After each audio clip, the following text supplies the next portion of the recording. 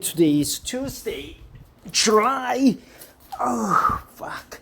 Uh, I think it's July 11th, I think. It's a Tuesday, regardless. I don't keep track of the time because I just work and get paid and sleep and eat pizza and drink beer. Today, I just saved this article for my daily English reading, which has been like a weekly reading lately because I got lazy. All along I agreed that Jesus was not white, a European, but he was more like a brownish, blackish Middle Eastern. If you noticed well, Israelis they have a brownish color, skin color, and also Italians. Some Italians have a brownish colors, as we Koreans do. And the Pakistanis, there are some white Pakistanis, Indians. So I guess they are all mixed up, but probably they share the same lineage. And this article piqued my interest, so I'm gonna read this article as a part of my daily English reading. I never read this article before, so there would be some hang up along the way. I expect there's zero word that I cannot understand because I have a good vocabulary. No, it's just that this article is just a simple article, quick read. So here we go. Big think. Culture and religion. Jesus wasn't white. He was a brown-skinned, okay, so brownish, brown-skinned, Middle Eastern Jew. Here's why that matters. That's key point. Why that matters. There is no doubt that the historical Jesus, the man who was executed by the Roman state in the 1st century CE, was a brown-skinned Middle Eastern Jew. Okay, the historical Jesus, biblical Jesus and historical Jesus, we always say the historical Jesus or the biblical Jesus. Historical Jesus is just plain, alive over a brown-skinned Middle Eastern Jew. And the biblical Jesus is what the Jesus himself taught to people around him, including 12 disciples. More like a religious aspect of a human being. By Robin J. Whittaker, April 2nd, 2018, 3-minute read. I grew up in a Christian home where a photo of Jesus hung on my bedroom wall. I still have it. It is schmaltzy and rather tacky in that 1970s kind of way, but as a little girl, I loved it. Oh, okay, so it is a female, right? I thought a male, but a female. In this picture, Jesus looks kind and gentle. He gazes down at me lovingly. He is also light-haired, blue-eyed, and very white. The problem is, Jesus was not white. You would be forgiven for thinking otherwise if you've ever entered a Western church or visited an art gallery.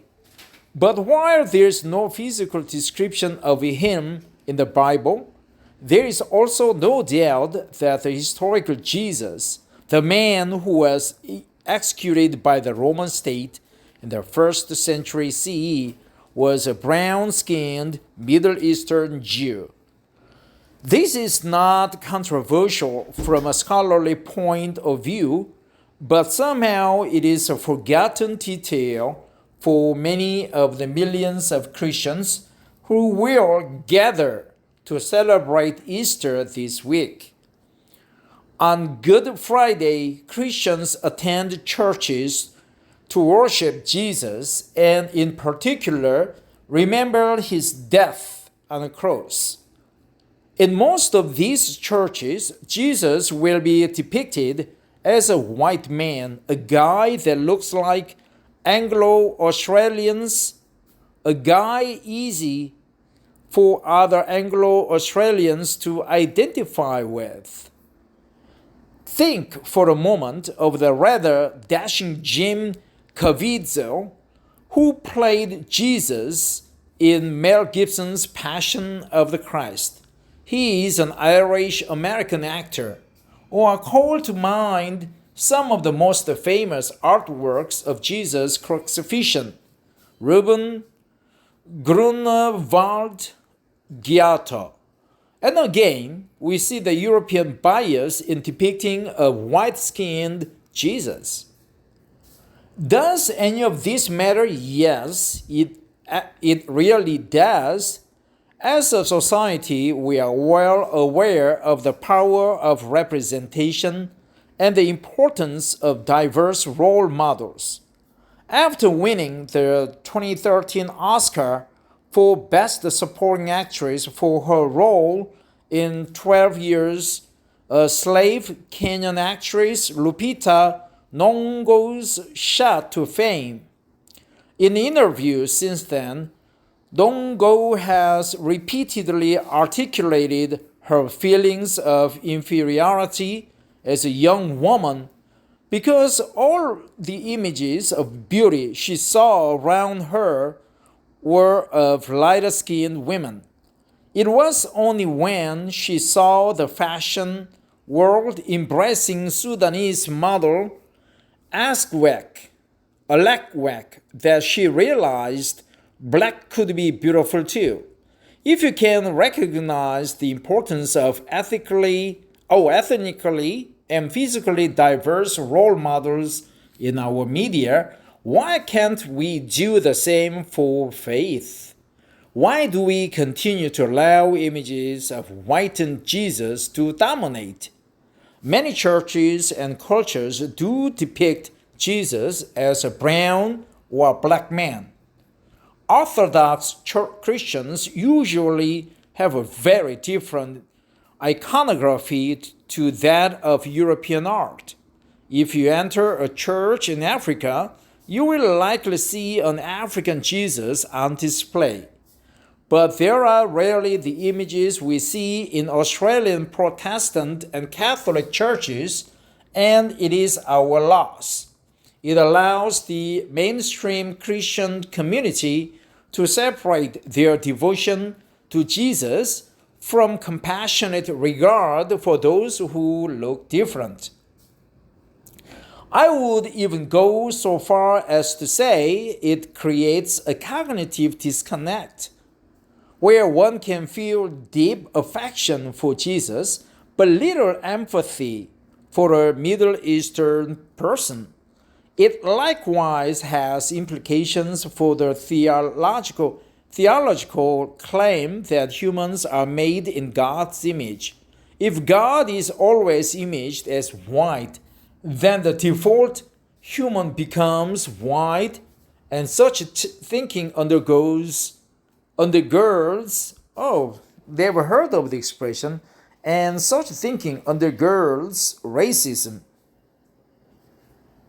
What is undergirds? By the way, let's look it up.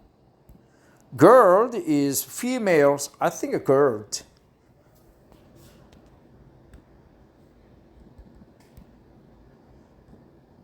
So it could be different. Undergird. Done. Undergirded, undergirding, undergirds. Strengthen from below. Strengthen. Strengthen from below. Really? Definition: secure or fastened from the underside, especially by a rope or chain passed underneath. Undergird. Synonym: brace up. Google Translate. Wiktionary. Undergird, third person singular, simple present, undergirds. To strengthen, secure, or reinforce by passing a rope, cable, or chain around the underside of an object, figuratively, to give fundamental support. Yeah, I'm looking for a Q-tip or ear poking tip, ear tip, Q-tip. What is it? Where is it? Damn, where is it? Oh, okay, here we go. So to give fundamental support, provide with a sound, secure basis, provide supportive evidence for quotations, to lend moral support to secure below or underneath.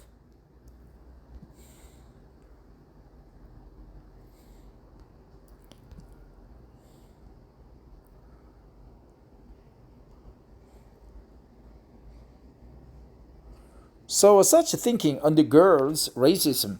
It supports racism from underneath. Okay, undergirds, that's good expression. Strengthen something from underside. So such thinking undergirds racism, supports hiddenly, secretively. Historically, the whitewashing of Jesus contributed to Christians being some of the worst perpetrators of anti-Semitism, and it continues to manifest in the othering of non-Anglo-Saxon Australians. This Easter, I can't help but wonder what would our church and society look like if we just remember that Jesus was brown. Brown.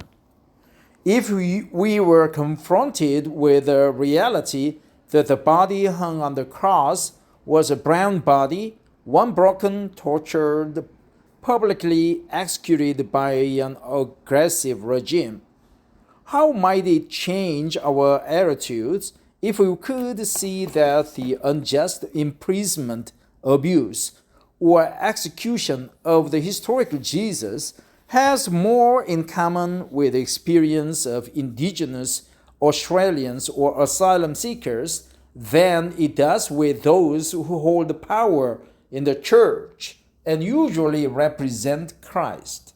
Hold power in the church, hold power in the church, and usually represent Christ. Robin J. Whittaker, a Bromby Senior Lecturer in Biblical Studies, Trinity College, University of Divinity. This article was originally published on The Conversation. Read the original article. And now it's a 3-minute read, so I'm going to pass it. But we learned the good expressions such as undergirds, such a thinking undergirds racism. Such a thinking undergirds racism. Such a thinking undergirds racism. What else? The historical Jesus. Hold power in the church. Hold power in the church. Racism undergirds racism. Even go so far as to say, that's a critical cliche. So far as to say, and what else? There was one word that I couldn't understand. So basically, there are 2 words that I didn't realize I knew. I didn't know. Inferiority, crucifixion, Caviezel, dashing, Jim Caviezel, Passion of the Christ, Anglo-Australians. So obviously this female writer is from Australia. On Good Friday, that's Easter, on Good Friday, Friday 13th, Good Friday. To worship Jesus. Why? You need to worship the God, not Christ. Christ was just a human being. Maybe Messiah, but that doesn't mean we should follow him. And maybe we should follow him, but we should not worship him. We should worship the God.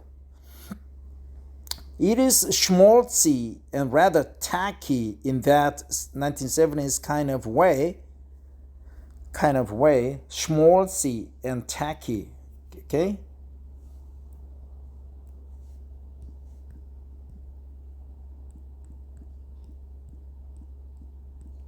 schmaltzy, schmaltziest, schmaltzier, schmaltzy, over emotional, excessively sentimental, schmaltzy, schmaltzy.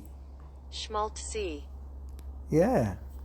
schmaltzy, schmaltzy, Schmaltzy, schmaltzy, schmaltzy, schmaltzy, schmaltzy, schmaltzy, schmaltzy, schmaltzy, schmaltzy, schmaltzy, schmaltzy, schmaltzy, schmaltzy, emotional, schmaltzy, schmaltzy, schmaltzy, okay, schmaltzy, schmaltzy, schmaltzy, tacky.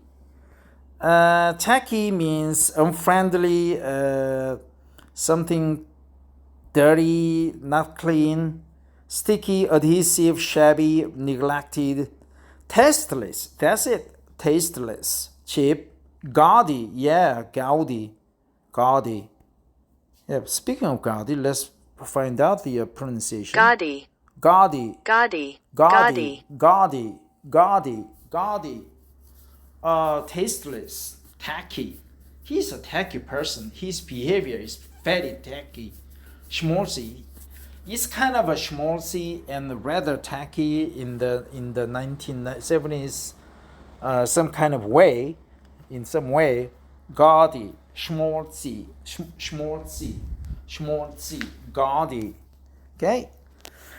Yeah, forget